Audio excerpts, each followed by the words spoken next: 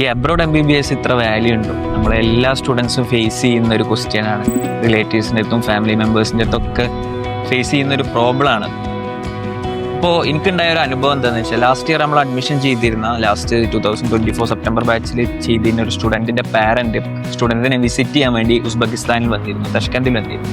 അപ്പോൾ അദ്ദേഹത്തോട് ഇരുന്ന് സംസാരിച്ചപ്പോൾ, അദ്ദേഹം ഏകദേശം 25 years ഓഫ് സർവീസ് ഉള്ള ഒരു ഡോക്ടറാണ്. അപ്പോൾ അദ്ദേഹത്തോട് സംസാരിച്ചപ്പോൾ കൂടുതൽ അടുക്കാൻ കഴിഞ്ഞപ്പോൾ അറിയാൻ കഴിഞ്ഞത്, അദ്ദേഹം റഷ്യയിൽ നിന്ന് MBBS കഴിഞ്ഞ ഒരു ഡോക്ടറാണ്. ഏകദേശം 25 years മുന്നേ റഷ്യയിൽ നിന്ന് ഡോക്ടറായി പഠിച്ചു കഴിഞ്ഞ് ഇപ്പോൾ അവിടെ ഗവൺമെൻറ് ഡോക്ടറായിട്ട് തിരുവനന്തപുരത്ത് വർക്ക് ചെയ്തുകൊണ്ടിരിക്കുകയാണ്. അപ്പോൾ അദ്ദേഹത്തോട് സംസാരിച്ചപ്പോൾ എനിക്ക് മനസ്സിലാക്കാൻ കഴിഞ്ഞൊരു സംഭവം എന്താണെന്ന് വെച്ചാൽ, നമ്മൾ എവിടെ പഠിക്കുന്നു അതൊരു സൈഡിൽ മാത്രമാണ് മാറ്റേഴ്സ്. ബാക്കി നമ്മൾ എത്രമാത്രം സ്കില്ല് ഡെവലപ്പ് ചെയ്യുന്നു, എത്രമാത്രം പ്രാക്ടീസ് ചെയ്യുന്നു, എത്രമാത്രം എക്സ്പീരിയൻസ് നമ്മുടെ ലൈഫ് ടൈമിൽ ഉണ്ടാകുന്നു, അതാണ് ഒരു ഗുഡ് ഡോക്ടർ ആക്കുന്നത് എന്നാണ് എനിക്ക് അദ്ദേഹത്തോട് സംസാരിച്ചപ്പോൾ എനിക്ക് മനസ്സിലായത്.